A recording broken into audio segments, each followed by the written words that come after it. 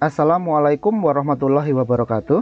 Bertemu kembali dengan saya Didi Kurniawan di serial video materi video pembahasan untuk mata kuliah Cost Counting atau akuntansi biaya.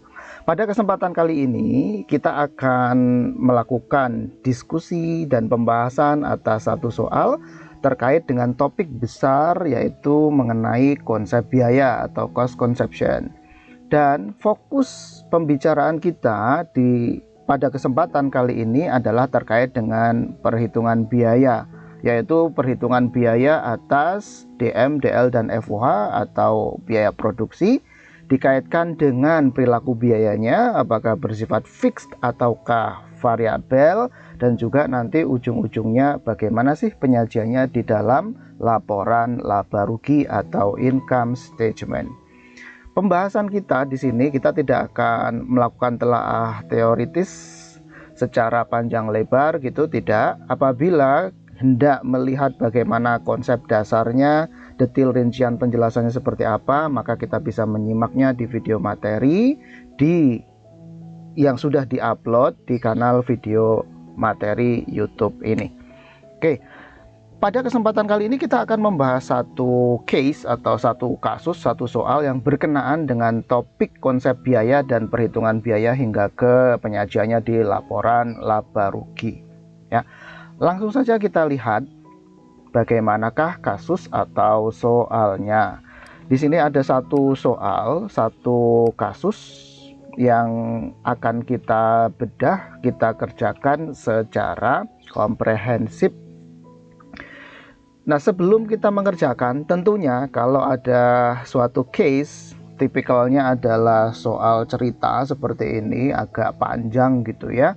Informasi-informasi dan datanya juga di sini ada lumayan banyak, ada beberapa. Maka tentu saja kita tidak boleh kemudian langsung mengerjakan, langsung jump into the questions, kemudian langsung mengerjakan. Itu tidak boleh. Kita harus ketahui dulu, kita harus coba untuk memahami dulu data dan informasi yang diberikan itu apa, lalu yang diminta apa, dan setelah itu kita harus memahami plot alur dari kasus serta informasi-informasi yang mungkin akan penting terkait dengan kasus tersebut. Oke, jadi langkah pertama kita pahami dulu, kita baca dulu, kita simak dulu, sehingga kita punya pemahaman atas gambaran keseluruhan kasus ini. Oke, nah kita baca terlebih dahulu ya. PT Blended Learning atau PTMN adalah sebuah perusahaan manufaktur yang membuat produk berupa mainan untuk main-main bagi para pemain anak-anak gabut. Ya, intinya ini adalah perusahaan manufaktur gitu. Kalau kita belajar cost counting, majority selalu saya katakan kita berbicara tentang manufacturing company atau perusahaan manufaktur yang mengubah atau mengkonversi material menjadi finished goods yang kemudian siap untuk dijual. Itu poinnya dari kalimat yang pertama ini. Pada bulan Maret 2024, PTMN telah berhasil menjual produknya sebanyak 80 unit. Oh, kalau gitu ini kejadiannya adalah untuk periode bulan Maret, dan di sepanjang bulan Maret itu terdapat produk yang terjual jumlahnya ada 80 unit, atau dengan kata lain ini adalah quantity sold. Ini sudah saya rangkum di sebelahnya ini poin-poin yang diketahui. Jadi pertama poin yang kita ketahui di sini adalah quantity sold atau produk yang terjual sepanjang bulan Maret jumlahnya adalah 80. Kita rangkum di sini ya, QS-nya berarti sama dengan 80 unit. Ingat, ini bukan cost flow, melainkan berbicara tentang physical flow, yaitu physical data fisik. Jadi satuannya bukan rupiah, bukan dolar, bukan mata uang, melainkan satuannya adalah unit kuantitas. Pada awal bulan Maret tersebut, terdapat saldo mainan yang belum laku terjual sebanyak 20 unit. Oh, dari kalimat ini kita tahu bahwasanya di awal Maret itu ada FG finished goods yang belum laku terjual 20 unit. Maka ini berbicara tentang FG beginning atau saldo barang produk yang sudah selesai dibuat namun belum laku terjual pada posisi tanggal 1 Maret, yaitu awal Maret. Sehingga ini adalah merupakan FG beginning. Jadi kita tuliskan di sini, kita rangkum, kita summary up di sini. Diketahui yang kedua, quantity beginning awal Maret yaitu sebanyak 20 unit. Lalu kita lanjutkan. Jumlah unit mainan yang belum laku terjual ternyata jumlahnya meningkat menjadi 2 kali lipat dari jumlah awal Maret itu di awal April 2024. Ya, di awal April 2024. Ya, lengkapnya di sini ya.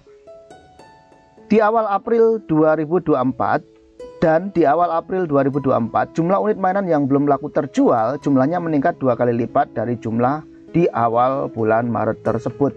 Di awal April, kita tahu ya, di awal April itu berarti sama dengan di akhir Maret. Atau dalam konteks kasus ini, maka kita bisa simpulkan bahwasanya awal April itu sama dengan 31 Maret.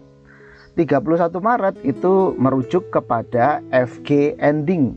Artinya barang atau produk yang belum laku terjual tapi posisinya di akhir Maret 2024. Jadi ini merupakan FG ending. Sehingga kita simpulkan, dapat kita rumuskan di sini bahwasanya quantity ending atau FG endingnya adalah sebanyak 2 kali lipat katanya. Sehingga 2 kali 20 sama dengan 40 unit. Ini merupakan FG ending 40 unit. Lalu pada bulan Maret tersebut perusahaan sudah berproduksi dan telah menghasilkan sejumlah unit produk mainan. Ya, ini kalimat penegas aja ya, bahwasanya ini adalah perusahaan manufaktur dan di sepanjang bulan Maret itu juga dia menjalankan proses produksi. Kalau dia menjalankan proses produksi, maka pasti di sini di sepanjang bulan Maret ini pasti ada produk yang sudah selesai dibuat. Proses produksi dilakukan dengan menggunakan tenaga manusia dan sebagiannya lagi diproses secara robotik menggunakan mesin produksi. Nah, kalimat ini sebenarnya ingin memberikan message atau pesan kepada kita bahwasanya, oh nanti ingat loh, ada menggunakan tenaga manusia artinya nanti ada direct labor cost. Pasti harus ada direct labor cost-nya. Kenapa? Karena menggunakan tenaga manusia. Dan sebagainya lagi diproses secara robotik. Ini memberikan pesan, sinyal, indikasi bahwasanya selain direct labor cost, ini di sini nanti ada FOH atau biaya overhead. Loh, taunya dari mana? Dari sini. Dikerjakan sebagainya oleh robotik. Kalau dikerjakan secara robotik, mesin berarti ya, secara simpelnya, maka pasti di situ ada depreciation-nya atau ada penyusutannya. Nah, penyusutan yang terkait langsung dengan aktivitas proses produksi, maka itu nanti akan tergolong dimasukkan sebagai komponen dari biaya overhead. Jadi di sini lengkap ya. Pasti lengkap di sini, ada komponen direct material, direct labor, dan biaya overhead atau FOH. Oke, berikutnya, dalam 1 bulan, jumlah unit mainan maksimal yang bisa diproduksi oleh PT MN adalah 120 unit. Jadi kapasitas maksimal produksinya sama dengan 120 unit produk mainan. Nah, kalimat ini ingin memberikan informasi ya bahwa di perusahaan ini, di PT MN ini, kapasitas produksi maksimalnya itu 120 unit.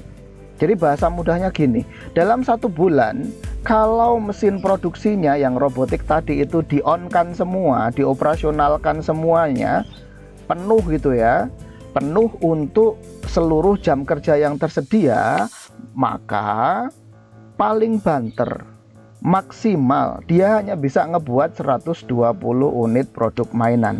Bisa enggak Pak dia kalau diminta untuk menghasilkan sampai dengan katakanlah misalkan 150 unit, suruh membuat 150 unit produksi produk gitu, bisa atau tidak? Jawabannya adalah tidak bisa. As long as tidak ada lemburan atau overtime, jam kerjanya katakanlah misalkan mulai jam 8 sampai jam 4, kemudian 5 hari kerja dalam 1 minggu, tidak akan bisa. Itu maksimalnya 120 unit. Kalau mau menghasilkan misalkan tadi 150 unit tadi, ya harus ada overtime atau lemburan. Artinya ya Sabtu kerja juga. Ya, kemudian bisa jadi kemudian bukan dari jam 8 sampai jam 4, bisa jadi dari jam 8 pagi sampai jam 8 malam misalkan. Itu overtime. Ya.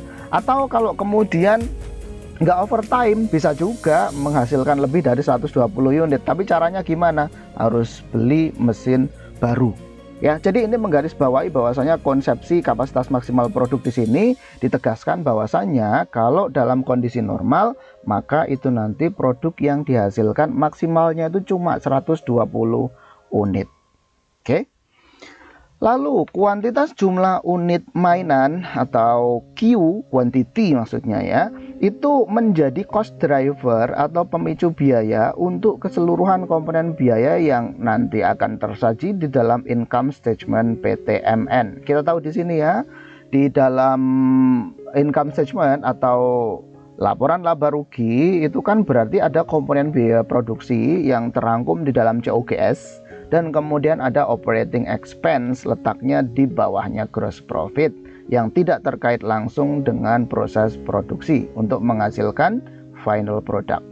Nah itu semua yaitu COGS dan OPEX atau operating expense itu nanti akan dipicu oleh atau cost drivernya adalah jumlah kuantitas produk. Ya, jumlah kuantitas produk. Jadi banyak sedikitnya atau besar kecilnya gitu biaya COGS dan OPEX itu akan dipengaruhi dan dipicu oleh besar kecilnya kuantitas yang terkait dengan proses produksi dan penjualan di PTMN. Singkatnya seperti itu. Nah, dari sini, dari kedua alinea pertama ini, maka kita tahu ya, ini dua alinea ini berbicara tentang physical data. Ya, berbicara tentang data fisik. Satuannya tadi adalah unit, nggak ada satuannya berupa rupiah. Nah, dari sini maka kita simpulkan dulu, kita rangkum dulu data-data dan informasi yang sudah kita grab, kita pegang dari pembacaan kita atas kasus ini. Maka kita rangkum di sini physical data. Quantity sold-nya tadi ada 80 unit. Quantity beginning atau FG beginning-nya ada 20 unit. Quantity ending atau FG ending atau saldo akhir dari finished goods produk yang belum laku terjual ada 40 unit, 2 kali dari saldo awal. Lalu kuantitas produksi maksimal FG maksimal yang bisa dihasilkan dalam 1 bulan adalah 120 unit. Dan cost driver atas COGS dan OPEX itu didasarkan dipicu oleh kuantitas dari produk. Oke, itu data pertama yang berhasil kita peroleh dari kasus ini. Lalu kita lanjutkan sekarang di data berikutnya. Pada bulan Maret 2024 diketahui bahwa data produksi untuk menghasilkan dan menjual 1 unit mainan adalah sebagai berikut.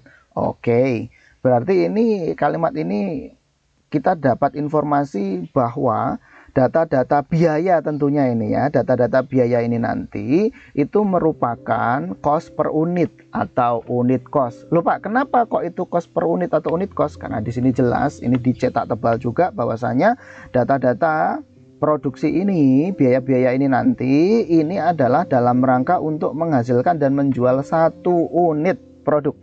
Sehingga ini merupakan unit cost atau cost per unit. Oke, kita simak apa saja biayanya, apa saja informasinya, dan data yang terkait dengan biayanya. A. Diketahui bahwa prime cost-nya adalah 4,5 kali dari biaya FOH yang bersifat variabel. Oh, kita tahu di sini bahwasanya PC, prime cost-nya itu sama dengan 4,5 dikalikan dengan VFOH atau variabel FOH. Lalu yang kedua, diketahui bahwa conversion cost-nya adalah 18.000.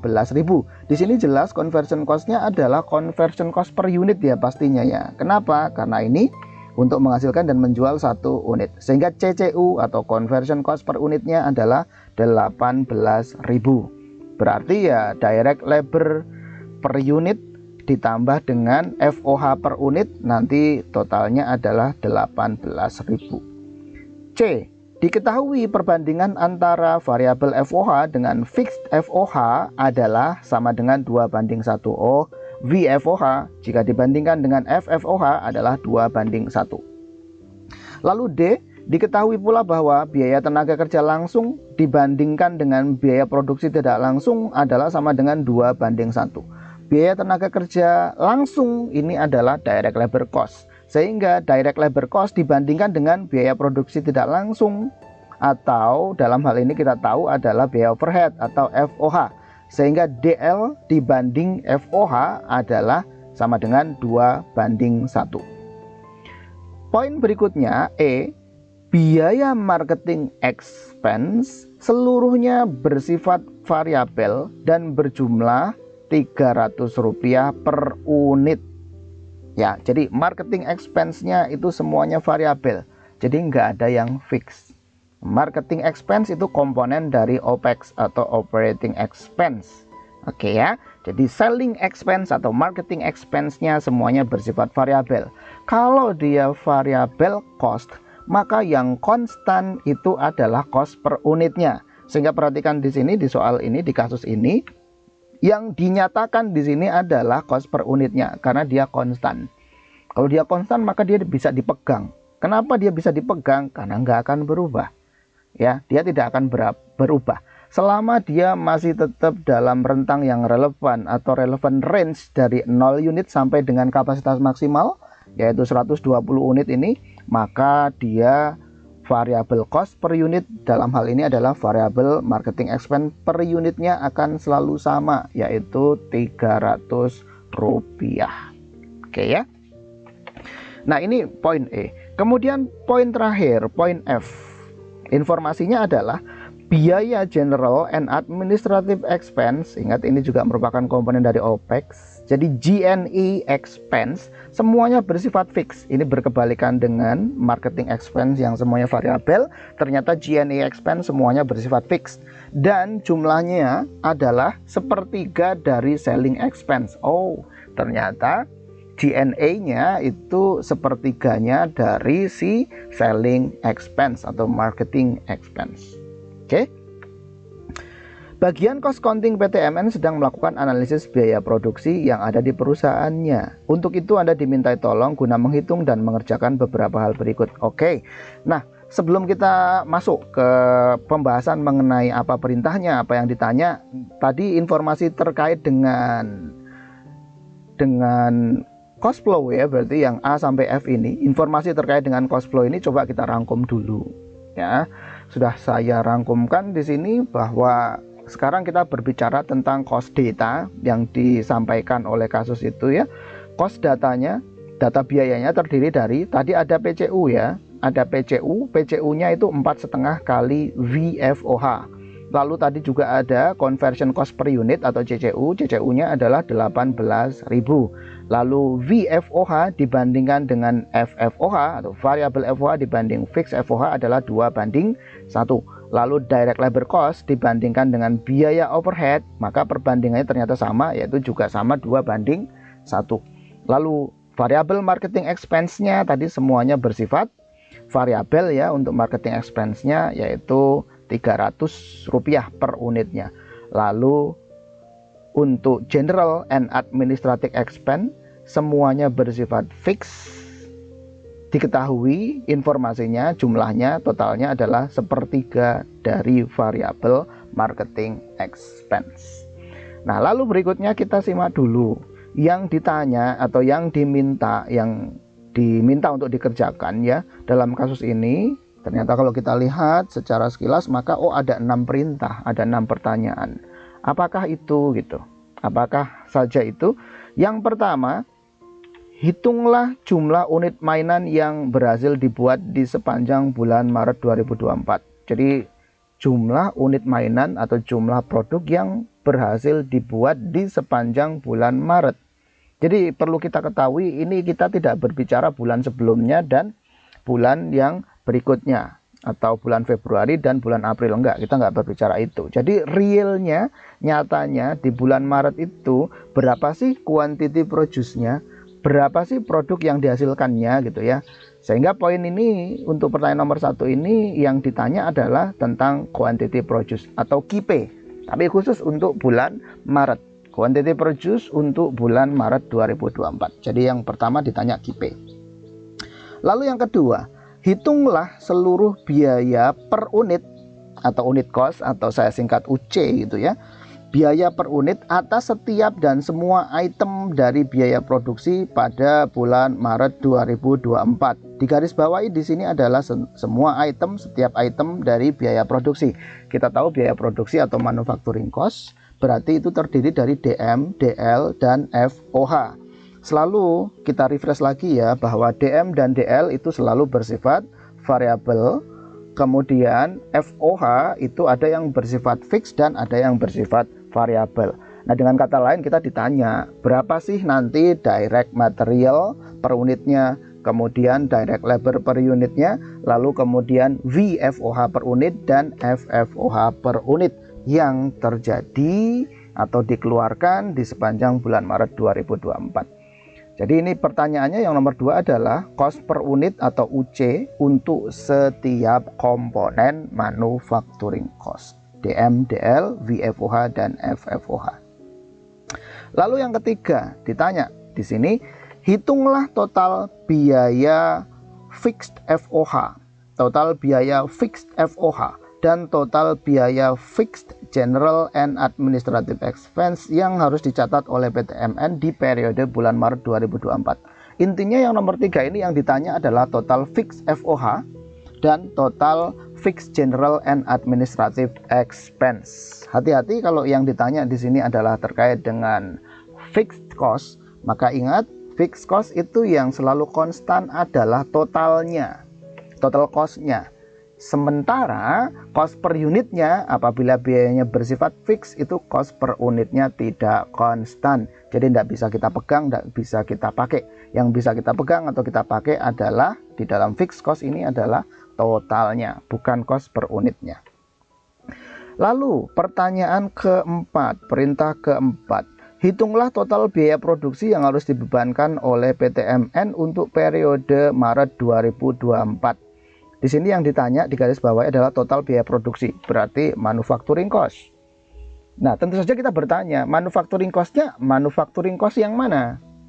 Apakah manufacturing cost incurred yang benar-benar dikeluarkan DM, DL, dan FOH-nya hanya di sepanjang bulan Maret itu saja, ataukah manufacturing cost yang merupakan cost of good manufactured? Oke, jadi kita harus tentukan dulu ya, biaya produksinya biaya produksi yang mana? Apakah manufacturing cost incurred ataukah manufacturing cost atas produk yang diselesaikan di sepanjang bulan Maret, atau dengan kata lain itu namanya adalah cost of goods manufactured. Lalu, lah yang mana Pak? Manufacturing cost incurred ataukah COGM? Nah, untuk mengetahui apakah dia yang ditanya di sini MC incurred atau COGM, maka kita lanjutkan ini. Ada kata-kata keluhnya di sini dibebankan. Ya, dibebankan. Kalau di sini ada lanjutannya kata-kata dibebankan, artinya biaya produksi yang dicatat dan kemudian dibebankan di sepanjang bulan Maret 2024, maka itu merujuk kepada manufacturing cost incurred, bukan merujuk kepada COGM. Lupa kenapa ya kok itu yang ditanya berarti bukan COGM? Iya, karena COGM itu cost of goods manufactured itu di dalamnya pasti sebagiannya mengandung DM, DL, FOH yang berasal dari WIP beginning. Kalau berasal dari WIP beginning dalam konteks kasus ini, maka DM, DL, dan FOH-nya sudah dibebankan, sudah dicatat di bulan kemarin, yaitu bulan Februari. Nah, itu nggak match dong dengan di sini yang disoroti adalah periode bulan Maret saja. Sehingga gitu ya alasannya ya. Jadi ini yang ditanya ini bukan COGM, melainkan manufacturing cost incurred. Kenapa? Karena kalau COGM itu pasti mengandungi sebagian biaya produksi DM, DL, dan FOH-nya yang sudah dicatat, yang sudah dikeluarkan, sudah dibebankan di bulan sebelumnya. Yang itu terangkum di dalam WIP beginning. Jelas ya? Jadi ini nomor 4 ini yang ditanya adalah total manufacturing cost incurred untuk periode bulan Maret 2024. Lalu yang kelima, Hitunglah total biaya OPEX yang harus disajikan di income statement untuk periode Maret 2024. Oh, jelas, ini simpel aja ya. Yang ditanya adalah operating expense yang nantinya akan tersaji di laporan laba rugi untuk periode Maret 2024. Yang terakhir yang ditanya adalah apabila produk mainan tersebut dijual dengan harga Rp40.000 per unit. Oh, kita tahu di sini ada informasi tambahan, yaitu selling price per unitnya adalah Rp40.000. Maka tentukanlah laba kotor yang harus disajikan di income statement perusahaan untuk periode bulan Maret tersebut. Oh, intinya ini yang ditanya adalah gross profit atau laba kotor. Jadi dapat kita simpulkan pertanyaan terakhirnya, ketika diketahui bahwa selling price-nya adalah Rp40.000 per unit, maka ditanya berapakah gross profit-nya untuk periode bulan Maret tersebut. Oke ya. Nah, berdasarkan data dan informasi lengkap sudah kita summary up di sini, dan kemudian kita sudah pahami sebenarnya yang ditanya apa saja, termasuk juga tadi ya yang pertanyaan nomor 4 ini yang ditanya bukan COGM melainkan manufacturing cost incurred gitu, hati-hati. Setelah kita pahami ini semua, baru kemudian kita jawab, kita kerjakan satu per satu ya. Kita jawab satu per satu. Yang pertama, tadi katanya ditanya quantity produce. Oke, yang ditanya adalah kuantitas produksi yang dihasilkan pada bulan Maret, di sepanjang bulan Maret 2024. Atau dengan kata lain yang ditanya adalah QP, quantity produce. Maka dari itu kita nggak perlu ribet-ribet, nggak perlu pusing-pusing. Kita cukup menerapkan konsep IPO, input process output, tetapi yang akan kita sorotin, yang akan kita terapkan di sini bukan kepada cost flow-nya, melainkan kepada physical flow-nya. Oke, saya ulang sekali lagi, melainkan kepada physical flow-nya, bukan kepada cost flow-nya. Tetap kita pakai konsepsi IPO, input, process, dan output. Oke, yang pertama. Kemudian yang kedua kita terapkan juga ini konsep periodicity konsep atau period konsep. Maksudnya apa? Ya berarti ada awal, kemudian ada tengah, mutasi tambah, mutasi kurang, dan juga kemudian ada akhir. Yaitu period konsep. Kemudian yang ketiga yang akan kita terapkan adalah bahwa equity konsep, yaitu bahwa kalau di dalam konteks ini ya, awal ditambah mutasi tambah itu harus selalu dan akan selalu sama dengan akhir ditambah dengan mutasi kurang. Oke, dengan menerapkan tiga konsep itu dan kemudian kita dudukkan di dalam konteksnya adalah physical flow, maka kita tahu ada input, proses, dan output. Lalu kita tahu tadi datanya kan hanya seperti ini ya. Datanya, physical datanya ini semuanya ini berbicara tentang hanya sisi output saja. Dia tidak berbicara tentang sisi input dan tidak berbicara pula terkait dengan sisi proses. Sehingga yang akan kita pakai di sini hanyalah sisi output saja. Jadi kita abaikan untuk sisi input dan sisi prosesnya. Oke, jadi kalau kita sekarang fokus ke sisi output, maka ada FG beginning yang nanti akan ditambah dengan mutasi plus, yaitu FG yang diproduksi atau goods manufactured atau quantity produced lah, QP gitu ya. Ini nanti akan menghasilkan finished goods yang available for sale atau goods atau produk yang nanti siap tersedia untuk dijual. FG AFS saya singkat, finished goods available for sale. Lalu ada mutasi minus atau mutasi kurang. Tentu saja mutasi minus atau mutasi kurangnya itu pasti berasal dari penjualan kan gitu. FG yang terjual kan otomatis saldo FG-nya akan berkurang gitu ya. Sehingga di sini ada FG sold atau finished goods sold atau quantity sold. Dan kemudian yang terakhir di sini di akhir periode bulan Maret tentu ada FG ending, finished goods ending. Nah, data yang sudah diketahui tadi FG beginningnya 20, lalu FG sold-nya ada 80 dan FG ending-nya ada 40. Yang ditanya adalah berapakah FG produce-nya atau quantity produce-nya. Ya simpel saja. Jadi kita mengerjakannya dari sini. FG sold ditambah dengan FG ending menghasilkan FG available for sale. Ini jumlahnya 120. Maka FG beginning ditambah dengan FG produce itu jumlahnya juga harus 120. Lah kan sudah diketahui FG beginningnya adalah 20 kan gitu. Sehingga quantity produce-nya dapat dengan mudah kita hitung, yaitu 120 dikurangi dengan 20 alias quantity produce-nya sama dengan ada 100 unit. Jadi terjawab ya. Untuk pertanyaan nomor 1, jumlah unit mainan yang diproduksi pada sepanjang bulan Maret totalnya ada 100 unit. Oke ya, ada 100 unit. Lalu sekarang kita beranjak ke pertanyaan kedua. Yang tadi yang ditanya adalah cost per unit untuk setiap komponen dari manufacturing cost. Itu pertanyaannya. Oke. Kita kerjakan, kita lihat sekarang untuk pertanyaan nomor 2. Pertanyaan nomor 2. Kita intinya diminta untuk menghitung berapakah DM, DL, VFOH dan FFOH-nya. Oke.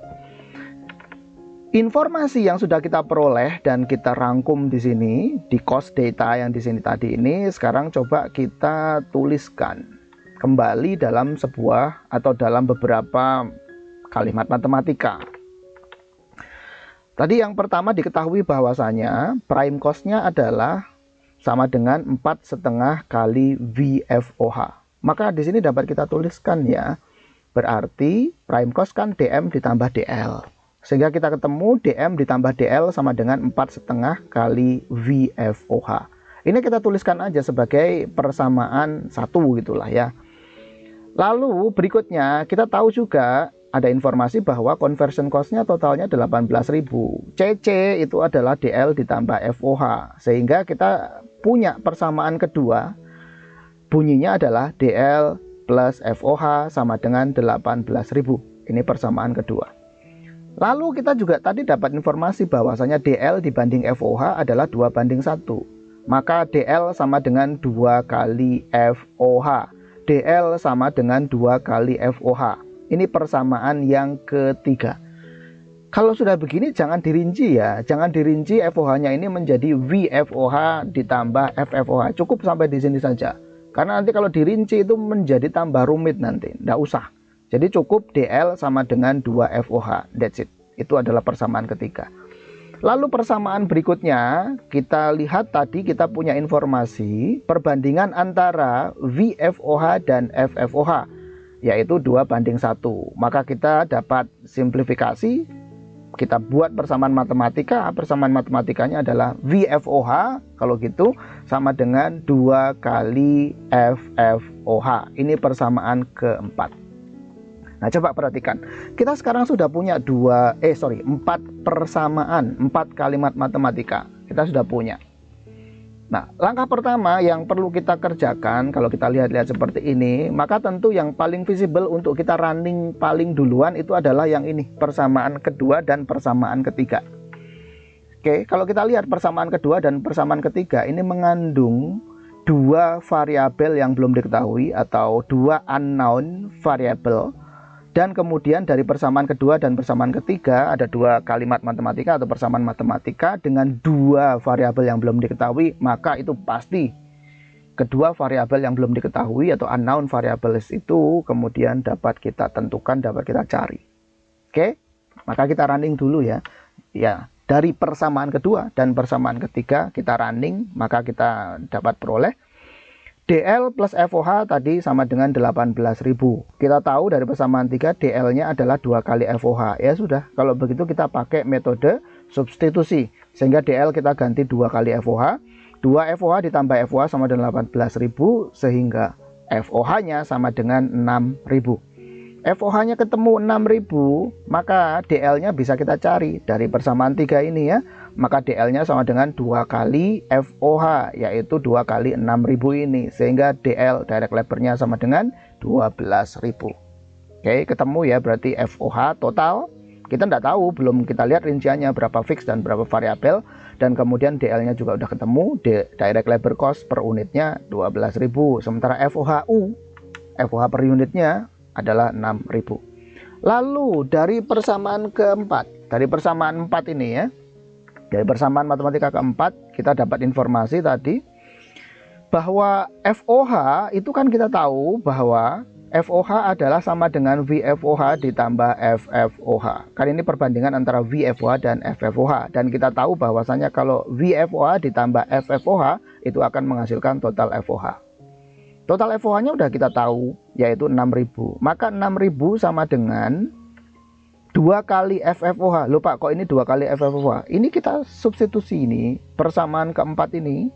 Kita udah tahu bahwasanya VFOH sama dengan 2 kali FFOH. Oh, kalau begitu ini kita substitusi saja ke sini. Maka VFOH-nya kita ganti dengan 2 FFOH. Sehingga 6.000 sama dengan 3 FFOH. Maka FFOH atau fix FOH-nya kita dapat temukan jumlahnya adalah 2.000. Kalau FFOH-nya 2.000, maka VFOH-nya berapa? Ya simple, dari persamaan keempat ini juga. Berarti VFOH-nya adalah 2 kali FFOH. Sehingga VFOH-nya adalah 2 kali 2.000 sama dengan 4.000. Oke, sama dengan 4.000. Jelas ya? Nah, dari sini kita udah tahu nih, ya. FOH sudah ketemu. Berikut dengan komponennya yang fix dan variabel udah ketemu. DL-nya juga sudah ketemu. Terus bagaimana dengan DM atau direct materialnya? Oke, ya gampang sekali kita hitung. Kita tinggal pakai persamaan nomor 1, persamaan pertama ya. Tadi disebutkan bahwasanya DM plus DL itu sama dengan 4,5 kali VFOH. Maka DM ditambah 12.000 DL-nya yang ini tadi sama dengan 4,5 kali VFOH. VFOH-nya yang ini barusan kita temuin, yaitu 4,5 dikali dengan 4.000 ini. Lalu DM ditambah 12.000 maka sama dengan 18.000. DM-nya ketemu lah ya, berarti sama dengan 6.000. Itu DM-nya. Nah, udah ketemu semua ya berarti ya. DM, DL, VFOH dan FFOH-nya sudah ketemu semua. Nah, kalau mau kita hitung tuh berapa sih totalnya, jumlah semuanya atas DM, DL, VFOH dan FFOH itu nanti akan menghasilkan namanya manufacturing cost. Hanya saja ini manufacturing cost-nya adalah manufacturing cost per unit tentunya ya, bukan total manufacturing cost for the period, yaitu bulan Maret, bukan. Ya, ini adalah manufacturing cost per unit. Sehingga MCU, manufacturing cost per unit tentu saja adalah sama dengan DMU, direct material per unit, ditambah dengan DLU, direct labor per unit, ditambah VFOHU, VFOH per unit, dan ditambah dengan FFOHU, FFOH per unit. Tinggal kita running aja semuanya sehingga ketemu manufacturing cost per unitnya adalah 24.000 ya.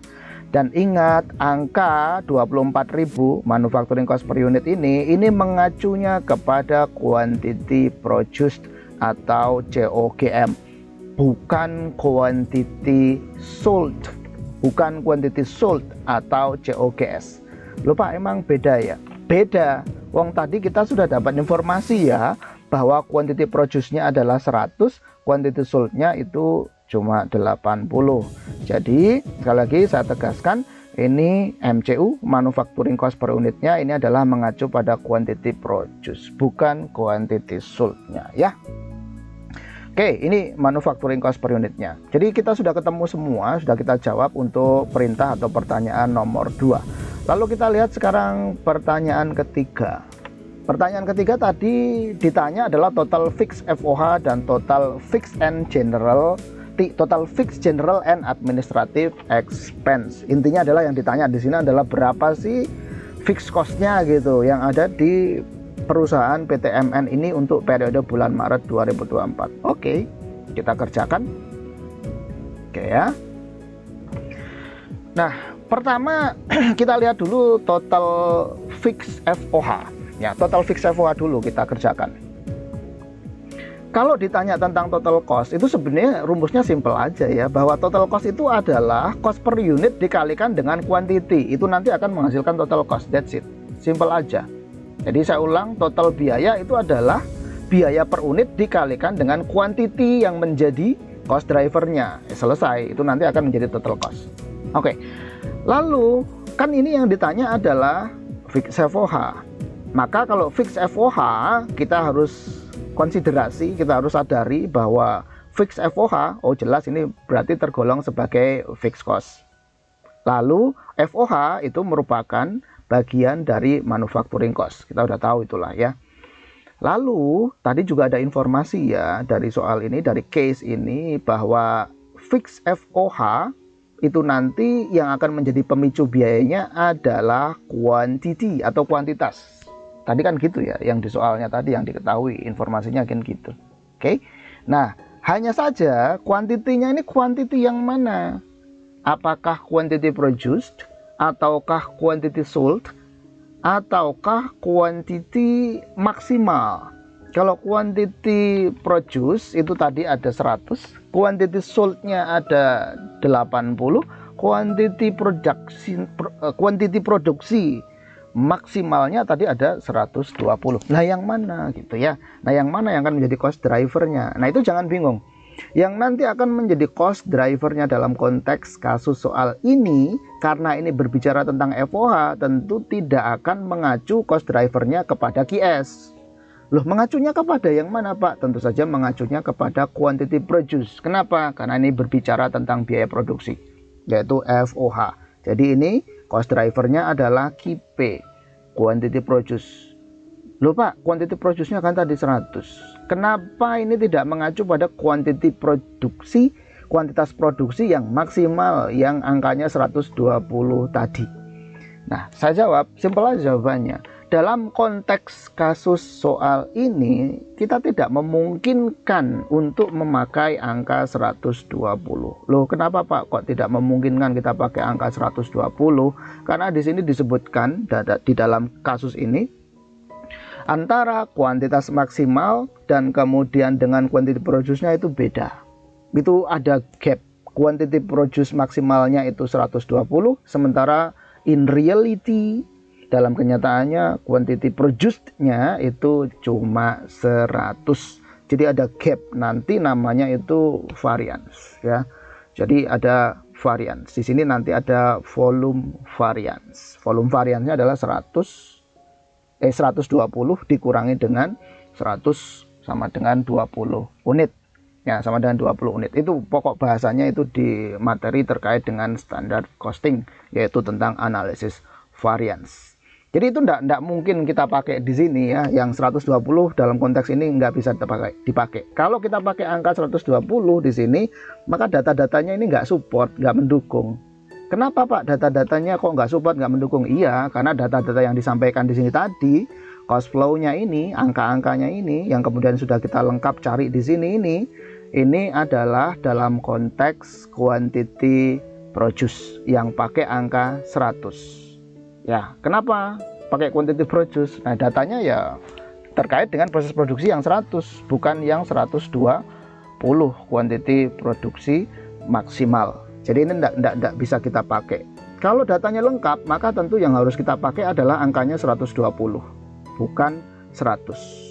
Oke, lalu fungsinya apa Pak? Itu quantity produksi ya, quantity produce maksimal di dalam konteks kasus ini. Nah, ini kita larikan lagi ke pembahasan kita terkait dengan analisis perilaku biaya, yaitu fixed cost dan variable cost. Oke ya, itu di situ ada satu konsep namanya relevant range. Nah, itu masuknya di situ. Ya, jadi seperti tadi sudah kita bahas di awal, tidak mungkin ini perusahaan ini bisa menghasilkan produk di atas atau lebih besar dari 120 unit. Nggak bisa gitu ya, nggak bisa. Itu aja, itu sebagai batas pagu maksimal gitu ya, batas pagu maksimal. Oke, jadi kembali lagi ke sini. Intinya adalah bahwa tadi fixed FOH ini merupakan fixed cost dan merupakan salah satu komponen dari manufacturing cost. Maka cost driver yang akan kita pakai ini adalah quantity produce. Dengan begitu, kita sekarang bisa mencari berapakah total FFOH-nya. Ya, rumusnya ya simpel aja. Berarti total FFOH sama dengan FFOH per unit kita kalikan tentu saja dengan quantity produce. FFOH per unitnya berapa? Sudah kita hitung tadi, FFOH per unitnya adalah 2000. Sehingga total fixed FOH-nya adalah 2000 dikalikan quantity produce-nya adalah 100. Ya, quantity produce-nya adalah 100. Maka total fixed FOH-nya adalah sama dengan 200.000. Total fixed FOH-nya adalah 200.000. Paham ya sampai di sini ya? Nah, ini total fix FOH-nya nih, 200.000. Kita perlu ingat bahwa kalau suatu biaya itu tipenya adalah fixed cost, maka yang konstan adalah totalnya. Ya, yang konstan adalah totalnya.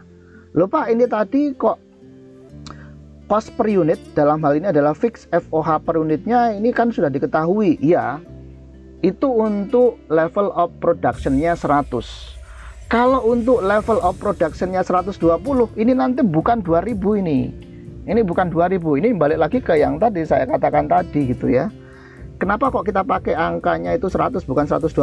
Karena angka untuk 120 itu nanti fix FOH per unitnya akan beda dan itu nggak diketahui masalahnya. Jadi kita nggak bisa pakai angka yang 120. Yang bisa kita pakai angkanya adalah angka 100, yaitu quantity produce-nya, bukan quantity produce maksimal. Nah, pokoknya ketemu lah ya, berarti total fix FOH-nya adalah 200.000. Ya, total fix FOH-nya 200.000. Kalau nanti misalkan yang terjual cuma, katakanlah misalkan cuma 60 unit gitu ya, tetap aja total fix FOH-nya nggak akan berubah, 200.000. Kalau yang tadi quantity produce-nya itu 100 terus terjual semua gimana Pak? Tetap ini nggak akan berubah, ini total fix FOH-nya tetap 200.000. Kalau misalkan yang diproduksi itu cuma 10 unit gimana Pak? Tetap ini total fix FOH-nya juga 200.000. Paham ya? Ingat bahwasanya kalau fix cost itu yang konstan adalah cost in total. Oke, udah ketemu ya berarti total fix FOH-nya.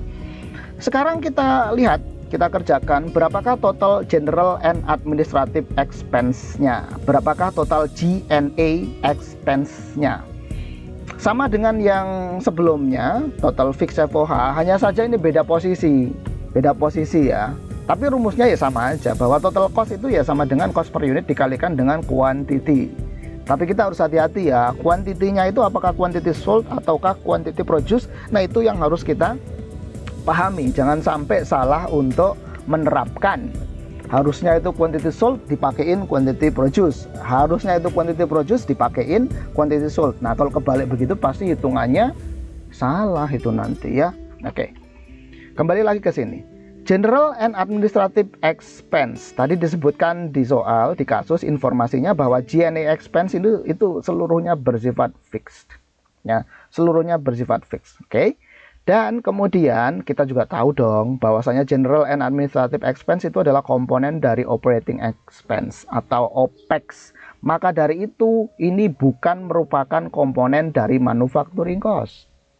Ya, G&A expense itu bukan komponen dari manufacturing cost. Artinya nggak ada kaitannya dengan proses produksi dalam rangka untuk mengkonversi material menjadi finished goods.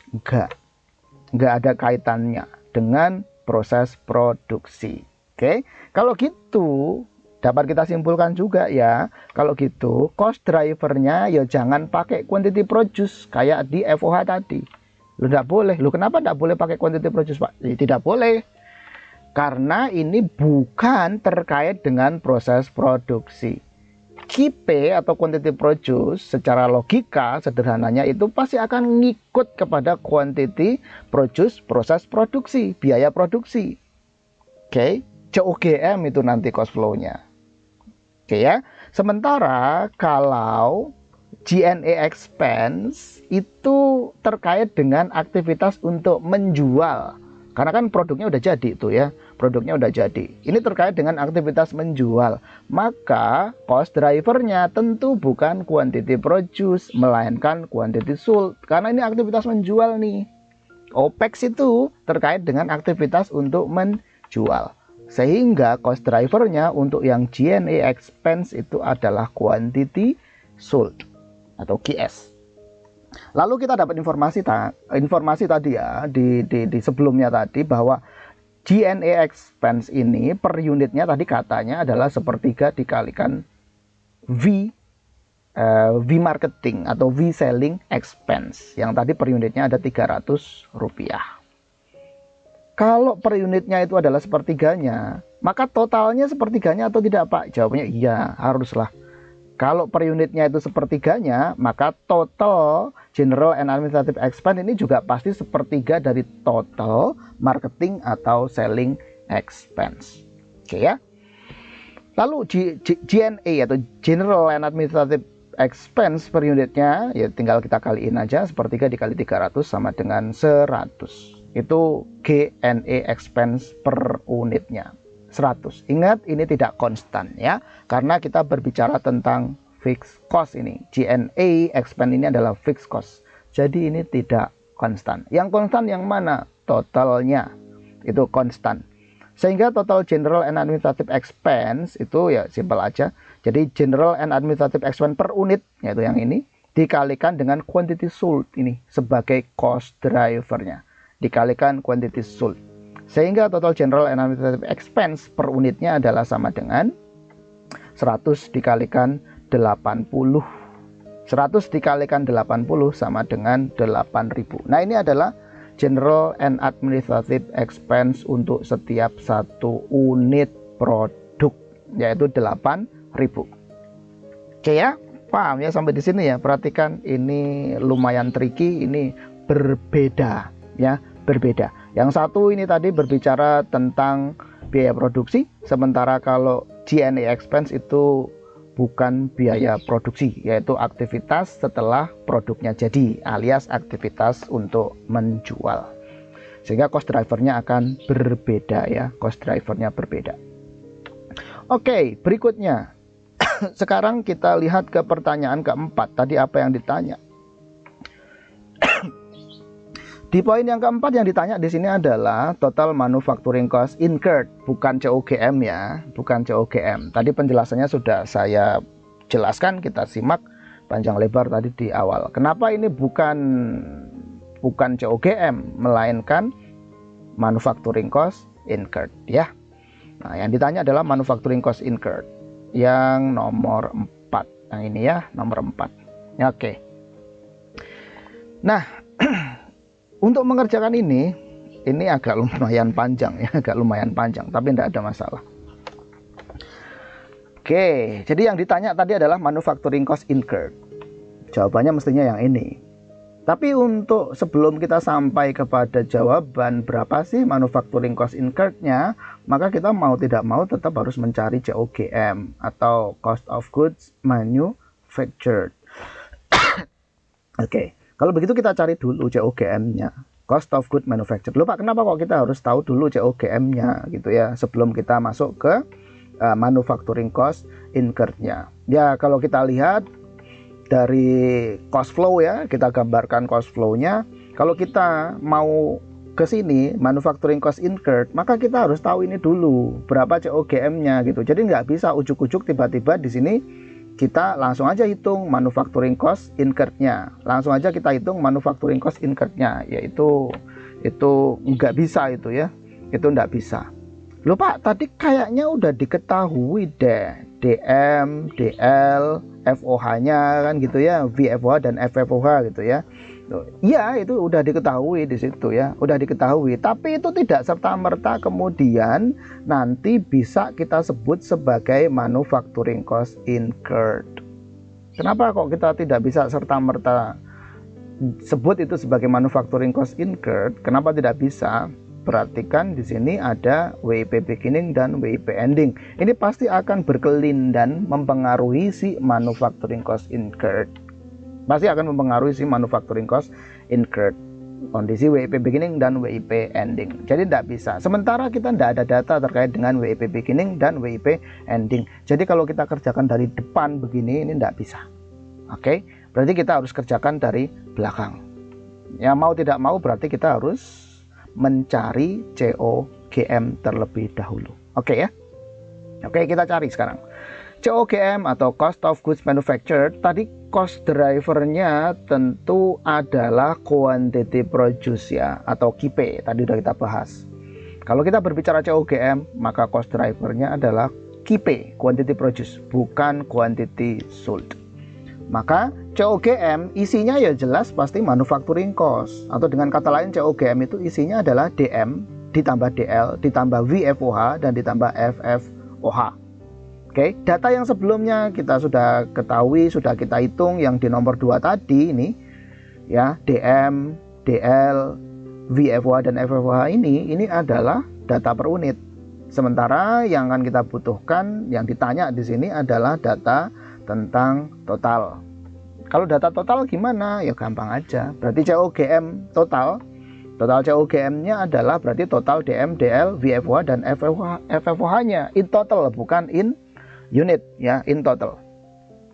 Maka COGM-nya adalah berarti kan DM ditambah DL ditambah VFOH per unit yang tadi di nomor 2 sudah kita cari berapa nilainya, dikalikan dengan quantity produce lalu ditambah dengan total fixed FOH. Loh Pak, kenapa harus dipisah seperti ini? Oke ya, kita sudah paham betul ya bahwa DM, DL itu bersifat variabel. Kalau VFOH ya jelas itu bersifat variabel.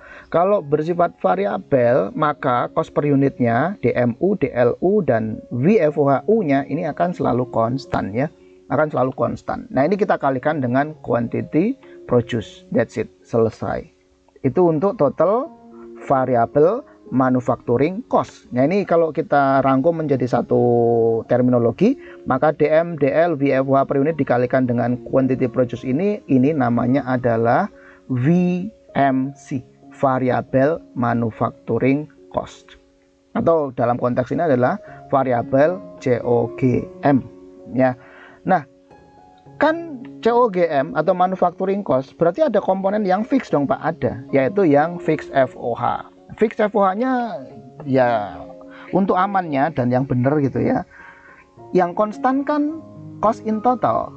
Jadi jangan dikalikan dengan antara cost per unit dikalikan dengan quantity produce.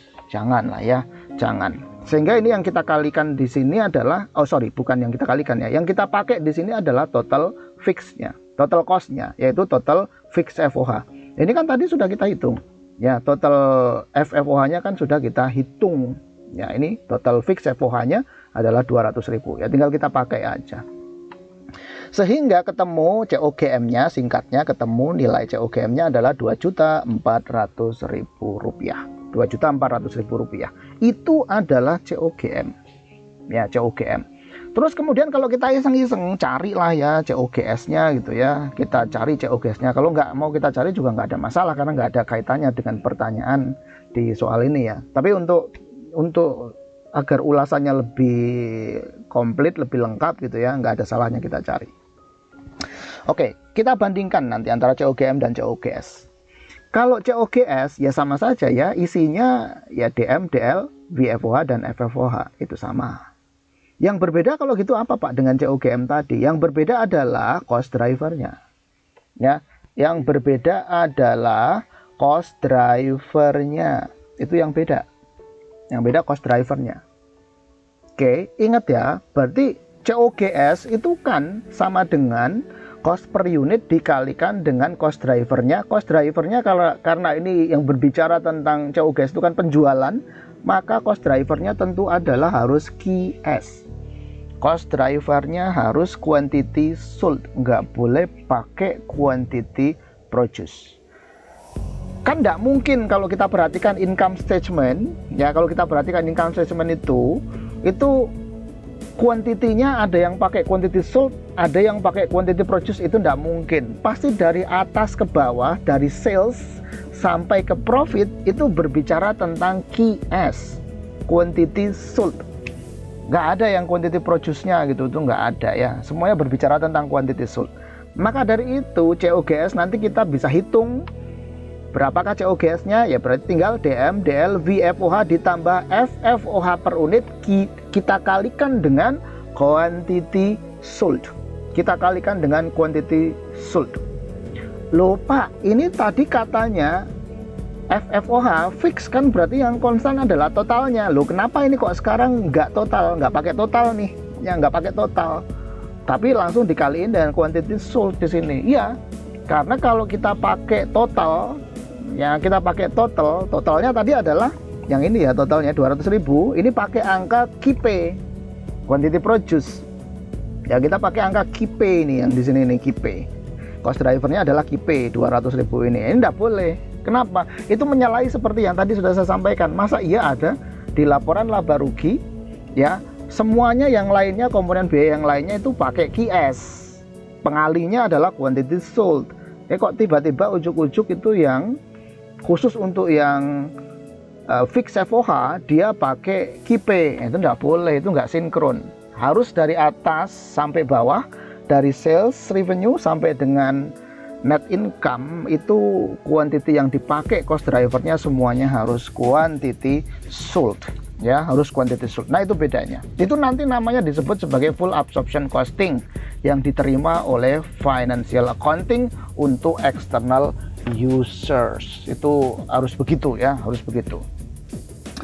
Maka COGS-nya sudah kita hitung, ketemunya adalah COGS-nya 1.920.000 totalnya ini, ya, 1.920.000.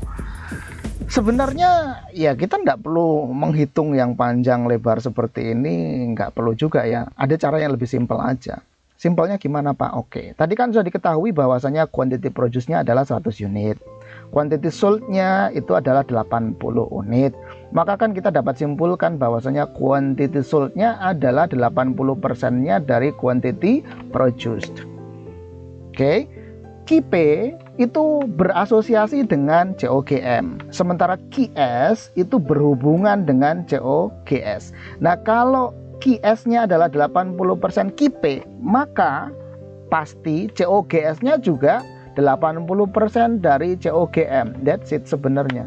Coba aja cek bahwa kalau kita sudah ketemu nih COGM-nya di sini 2.400.000. Berapa COGS-nya? Ya simpel aja, tinggal 80% kita kalikan dengan 2.400.000. Hasilnya nanti akan sama, yaitu 1.920.000. Ingat itu, ya. Poin-poin yang ingin kita garis bawahi di sini adalah sekali lagi bahwa KIPE itu akan berhubungan dengan COGM, sementara QS ini pasti akan terkait dengan COGS. Jadi kalau physical flow-nya mengatakan QS sama dengan 80% KIPE, maka cost flow-nya juga akan begitu. COGS-nya adalah 80% dari COGM. Oke, ya. Nah, tapi seperti saya katakan tadi, yang ditanya itu bukan COGM, bukan pula COGS. Yang ditanya adalah manufacturing cost incurred-nya. Manufacturing cost incurred-nya. Oke, berarti kita lanjutkan, ya. Manufacturing cost incurred. Manufacturing cost incurred, kalau kita lihat ke framework kita, ya. Framework yang kita pakai dengan melibatkan 3 konsep, yaitu IPO konsep, kemudian period konsep, dan equity konsep. Maka kita tahu letak posisi dari manufacturing cost incurred itu adanya di bagian proses, di tengah, ya, di tengah. Sehingga dapat kita tuliskan ulang bahwa manufacturing cost incurred itu sama dengan manufacturing cost placed in dikurangi dengan WIP beginning. Jadi manufacturing cost incurred itu sama dengan manufacturing cost placed in dikurangi dengan WIP beginning. Oke, maka kan ini kan angkanya nggak ada semua, Pak. NA kan gitu. Terus gimana dong? Oke, nggak apa-apa. Kita coba running aja sampai sesimpel mungkin, sesederhana mungkin, yang paling visible. Maka kita ganti ini manufacturing cost placed in, uang ini angkanya nggak diketahui, ya, bahwa manufacturing cost incurred itu akan sama dengan COGM ditambah WIP ending. COGM ditambah WIP ending ini, COGM ditambah WIP ending ini kan pasti akan menghasilkan manufacturing cost placed in. Oke, jadi manufacturing cost placed in kita ganti dengan COGM plus WIP ending.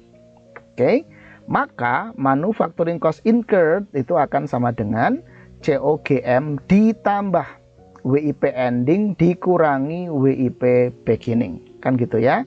Saya ulang, manufacturing cost incurred itu nanti akan sama dengan COGM ditambah WIP ending minus WIP beginning.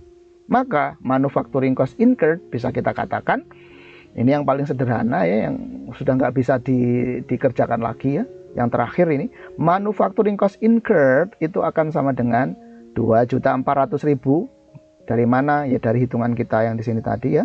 Manufacturing cost incurred-nya adalah 2.400.000 ditambah dengan selisih antara WIP ending dan WIP beginning. BTW ini nggak mesti harus plus, ya, bisa juga minus. Intinya adalah manufacturing cost incurred yang 2.400.000 ini ya, COGM yang 2.400.000 ini, manakala kita plus atau minuskan, kita tambah atau kita kurangi dengan angka selisih antara WIP ending dan WIP beginning, itu nanti akan menghasilkan manufacturing cost incurred. Gitu ya. Paham ya sampai di sini ya. Jadi sebenarnya jawabannya adalah yang ini. Manufacturing cost incurred-nya adalah sama dengan 2.400.000 ditambah delta atau selisih WIP. Sekali lagi ini plusnya ini bisa plus bisa minus, tergantung mana yang lebih gede, mana yang lebih besar antara WIP ending dan WIP beginning. Oke. Nah, kita sudah ketemu ini jawabannya ini. Kalau kita running di dalam framework kita cost flow-nya, maka kita dapat isikan yang di bagian atau di sisi outputnya lengkap, ada angkanya semua, sementara di sisi proses itu cuma COGM aja yang bisa kita isikan angkanya, sementara kalau di sisi inputnya blank, kosong, tidak bisa, karena memang tidak ada data terkait dengan input biaya produksinya, nggak ada data ya, nggak ada data terkait dengan raw material dan direct material. Maka kalau coba kita perhatikan di sisi output, FG beginning nilai ya ini ya. Kalau ini cost flow berarti satuannya adalah rupiah. Berarti FG beginning nilainya adalah 480.000. Dapat kita cari? Dapat. Lupa dari mana angka 480.000? Angka 480.000 itu adalah berasal dari 24.000 dikalikan dengan 20. 24.000 ini tadi adalah MCU, manufacturing cost per unit, ini 24.000. Itu tadi yang di nomor 2 ya. Nah, ini yang nomor 2 ini sudah kita kerjakan tadi, MCU-nya adalah 24.000. Maka FG beginning-nya adalah 24.000 MCU dikalikan FG beginning in quantity, yaitu 20 unit. Maka ketemu 480.000. Oke ya. Lalu FG endingnya berapa? Kita jump ke yang terakhir dulu ya, kita lompat ke yang terakhir. FG endingnya berapa? FG endingnya tentu MCU dikalikan dengan saldo FG ending in unit, sehingga 24.000 MCU dikalikan dengan 40 sama dengan 960.000 ya, 960.000. Lalu COGM-nya, kita balik lagi ke atas. COGM-nya berapa tadi? COGM-nya kan sudah kita hitung nih, ketemunya 2.400.000. Nah, ini COGM-nya 2.400.000. COGM di sini di sisi proses ya sama aja dengan COGM di sisi output, sehingga tinggal kita ganti, kita masukkan di sini 2.400.000.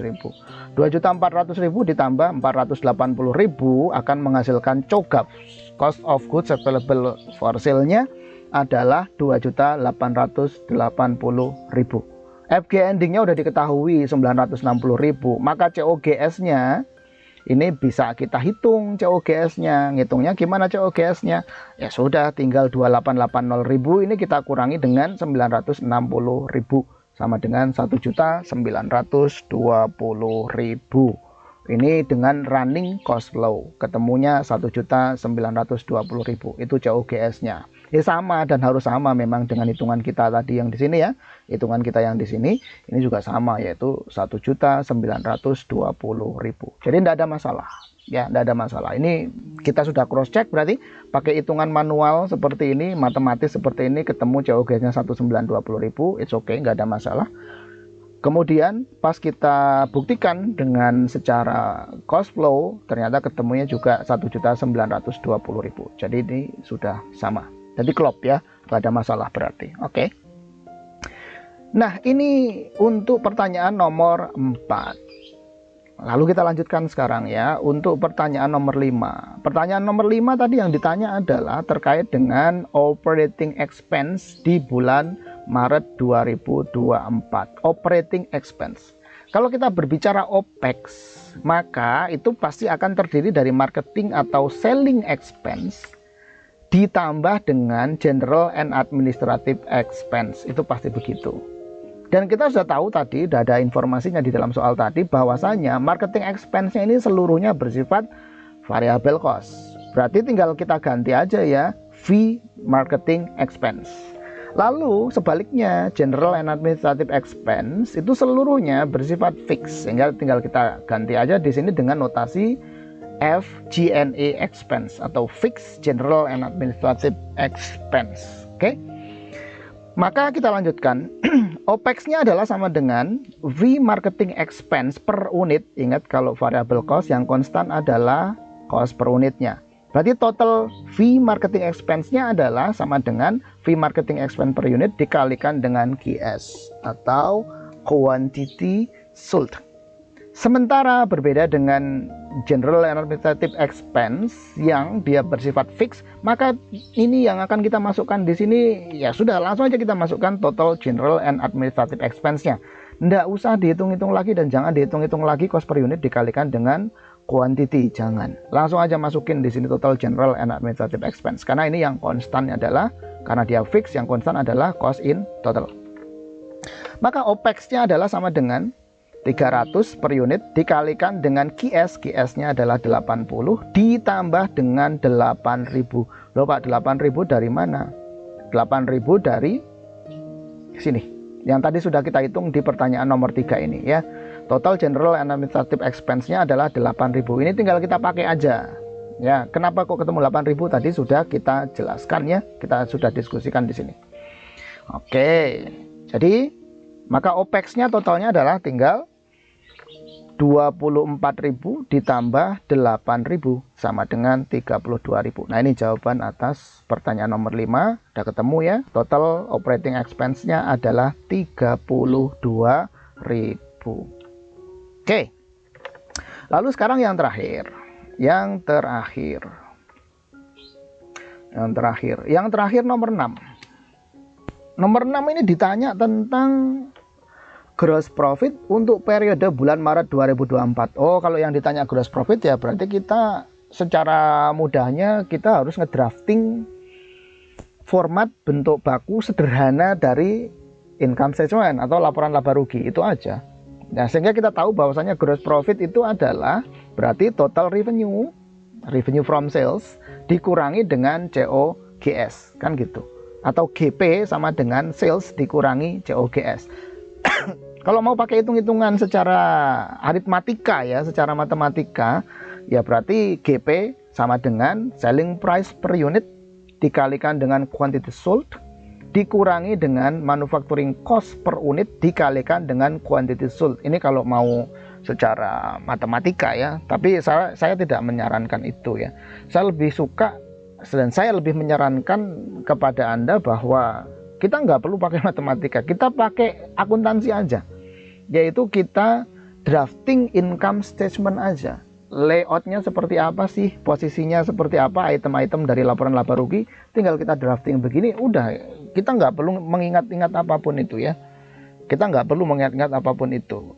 Kalau kita pakai konsepnya income statement bentuk sederhana, ya insya Allah sampai kapanpun juga kita nggak akan lupa gitu ya. Kita nggak akan lupa. Apa itu income statement? Oh, membandingkan antara revenue, isinya adalah revenue dan expense. Membandingkan antara revenue dan expense. Yang mana yang revenue? Ya tentu saja adalah sales revenue. Apalagi ini perusahaannya manufaktur, dia pasti jualan. Dapat pendapatannya pasti dari pendapatan atas jualan, sehingga disebut sebagai sales revenue atau revenue from sales. Mana expense-nya? Expense-nya ada expense terkait dengan produk, COGS, dan kemudian ada expense terkait dengan aktivitas untuk menjual, yaitu OPEX. Itu aja ya. Oke, nah ya simpelnya tinggal kita drafting aja. Angka-angka yang sudah kita hitung tadi di atas itu kita masukkan ke dalam format income statement atau laporan laba rugi. Oke. Nah, jadi laporan laba ruginya yang paling atas isinya adalah sales revenue. Sales revenue-nya berarti tinggal kita kalikan saja selling price per unit dikalikan dengan quantity sold. Selling price per unitnya sudah diketahui tadi ya. Nah, kita cek, sudah diketahui tadi selling price per unitnya adalah Rp40.000 per unit.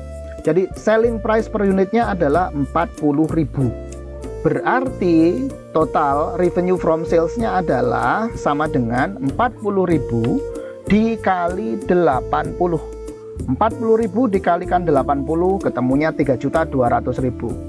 Lalu COGS-nya berapa? COGS-nya ya 24.000 dikalikan 80 sama dengan 1.920.000. Atau yang tadi sudah kita hitung di sini ya, COGS-nya adalah 1.920.000. Nih, COGS-nya 1.920.000. Sehingga gross profit-nya ketemu ya, gross profit-nya adalah 1.280.000. Nah, sebenarnya sampai di sini sudah selesai ini, ketemu gross profit-nya. Ketemu berapa gross profit-nya? 1.280.000. Nah, ini jawabannya selesai.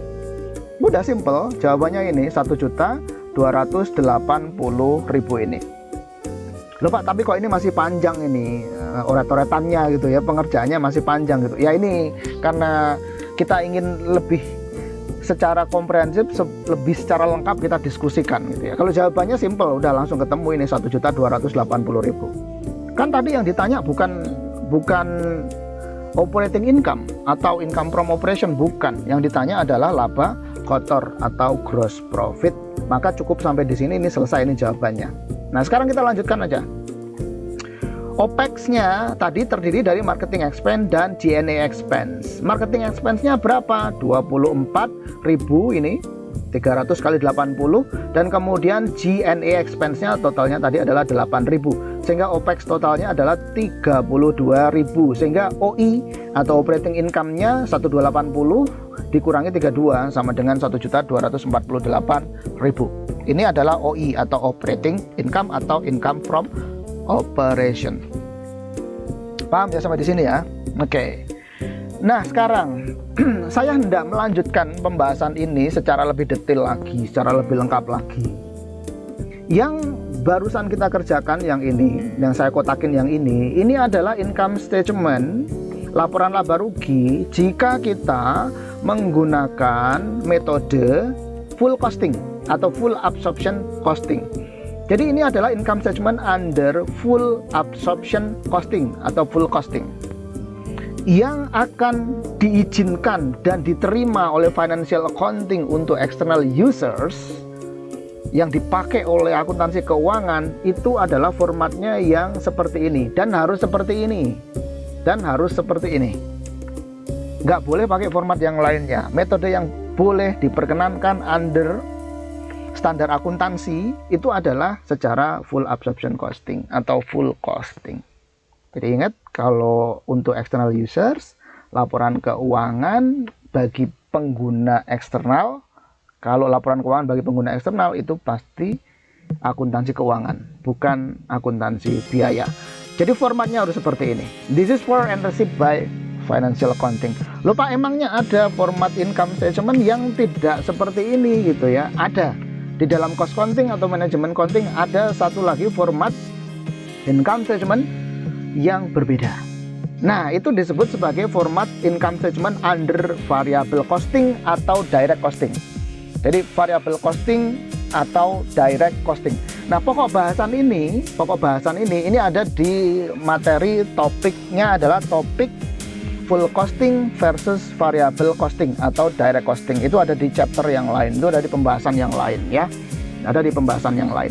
Nah, kalau under variable costing, maka susunannya kita tidak pakai susunannya kayak gini, enggak. Kita perhatikan ya. Susunannya adalah tetap sama, yang namanya laporan laba rugi ya, membandingkan antara revenue dan expense. Maka yang paling atas adalah sales revenue. Sales revenue-nya adalah 40.000 kali 80 ya sama lah ya, sama-sama 3.200.000. Hanya saja kalau kita pakai variable costing atau direct costing, maka nanti komponen biayanya baik itu manufacturing cost atau inventoriable cost dan OPEX atau non inventoriable cost-nya itu kita layout ulang, kita susun ulang, kita lakukan rearrangement. Ya, kita rearrangement, kita klasifikasikan ulang berdasarkan sifat biayanya, yaitu variabel atau fix. Jadi kita tuliskan dulu, yang pertama kita tuliskan di sini adalah yang variable cost-nya dulu.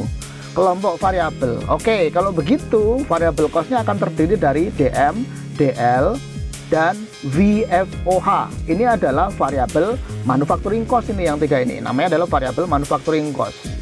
Totalnya sudah kita hitung, ya, totalnya ini rincian perhitungannya, totalnya adalah 1.760.000.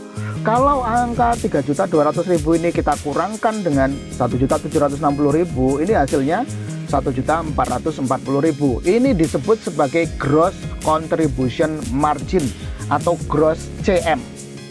Loh Pak, ada kata-kata gross, berarti belum neto dong? Ya belum. Supaya neto gimana? Supaya neto ini kita kurangi lagi dengan V marketing expense atau variable marketing expense.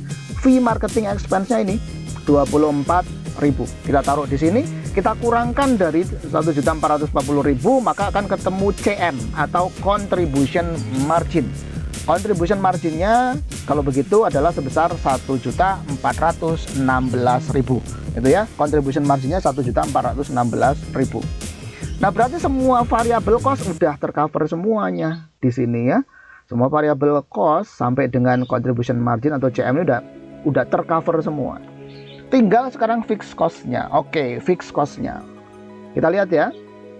Fixed cost-nya untuk ada dua berarti ya, yaitu fixed FOH atau fixed manufacturing cost, fixed FOH, dan general and administrative expense yang merupakan komponen dari OPEX, dan dalam soal ini, dalam kasus ini bersifat fixed seluruhnya. Sehingga general and administrative expense-nya di sini tinggal kita ambil aja ya, angkanya 8.000. Lalu FFOH atau fixed FOH-nya yang kita ambil angkanya yang 200.000. Sekali lagi, yang kita ambil angkanya fixed FOH-nya adalah yang 200.000. Loh Pak, kenapa yo? Kok ini FFOH-nya yang kita ambil angkanya 200.000? 200.000 itu dari mana sih? Ini dari yang sini tadi ya. Nih, fixed FOH-nya in totalnya adalah 200.000. Sementara kalau di sisi yang sebelah sini tadi, fixed FOH-nya itu bukan 200.000 kayak yang di sini. Kalau yang di sini yang COGS tadi ini, fixed FOH-nya adalah 2.000 dikalikan 80 sama dengan 160.000. Jadi beda, ya, beda. Loh Pak, kenapa kok yang di sini yang angka yang dipakai kok 200.000 ya, bukan 160.000? Ya. Kalau ini angka yang dipakai di sini 160.000, maka nanti akan menghasilkan angka yang sama ini OI-nya ya. Angkanya akan sama gitu. Nah, terus kalau gitu apa bedanya? Metode full costing dengan variable costing ya, tidak ada bedanya lah kalau begitu ya. Nggak bisa kayak begitu. Oke, jadi angka yang kita pakai di sini singkatnya adalah untuk fixed FOH-nya harus angka in total, yaitu 200.000. Ya, angka 200.000.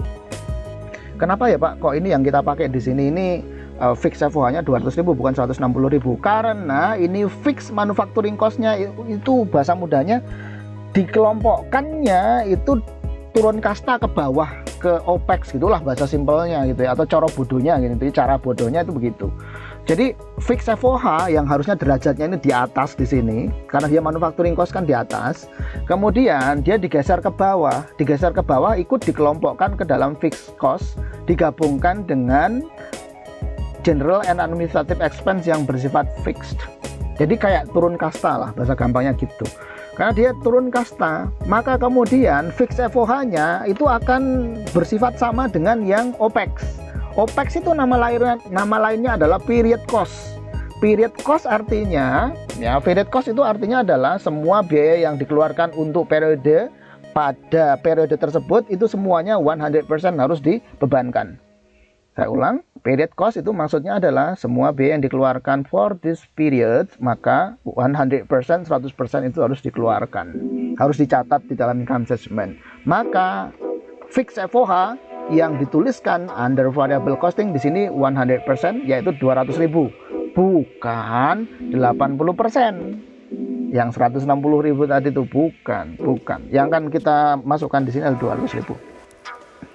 Nah, penjelasan lebih detail, lebih komprehensif, lebih rinci ya terkait dengan variable costing versus absorption costing ini ada di video materi yang lainnya, yang topiknya adalah terkait dengan direct costing versus full costing.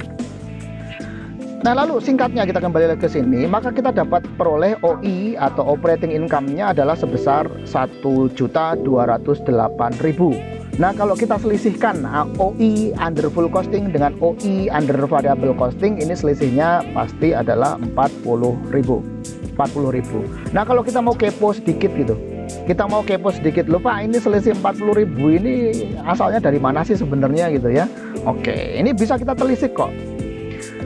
Penelusuran kita, penyebab beda profitnya itu adalah karena perbedaan pembebanan atas fixed FOH. Jadi permasalahannya hanya terletak kepada fixed FOH, itu aja sebenarnya.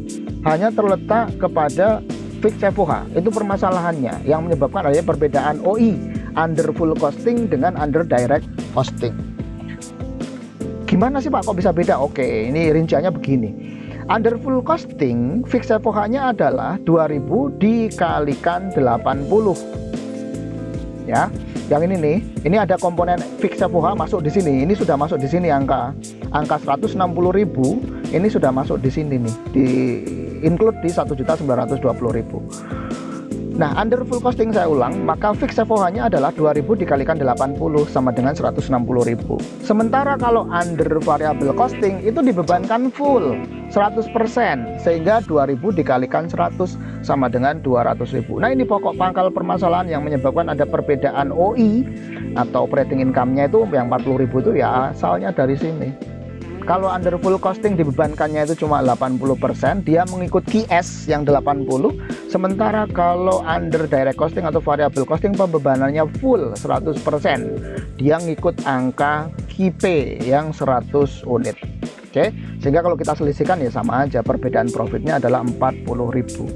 Sekali lagi, materi pokok bahasan atas full costing versus direct costing atau variable costing ini ada di tema materi yang lainnya ya.